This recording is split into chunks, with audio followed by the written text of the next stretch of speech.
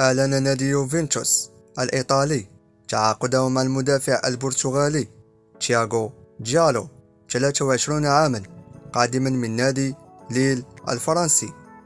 ووقع تياغو جالو عقدا مع يوفنتوس صالحا حتى يونيو 2026، لكنه يتضمن خيارا للتمديد لمدة عامين حتى يونيو 2028، وسيكون الخيار في يد يوفنتوس.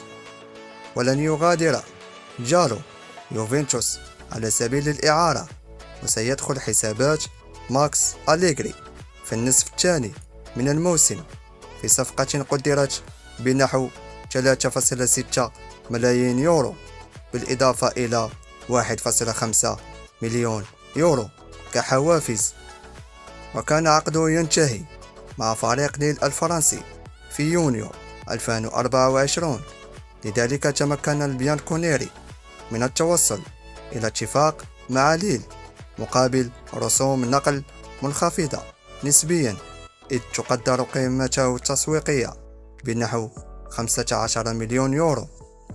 وغاب جالو عن الملاعب منذ مارس 2023 بسبب إصابة في الرباط الصليبي، ولم يشارك اللاعب البالغ من العمر 23 عاما في أي مباراة منذ أبريل من العام الماضي، عندما تعرض للإصابة في الرباط الصليبي.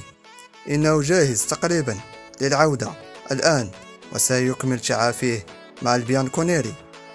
لعب في ميلان ولشبونة لفريقي تحت 19 عاما، وكان ليل أول تجربة احترافية له، وخاض مع الفريق 102 مباراة في جميع المسابقات، وسجل 3 أهداف وتمريرتين حاسمتين، وتوج مع الفريق بالدوري الفرنسي 2020-2021 وكأس السوبر الفرنسي 2021-2022.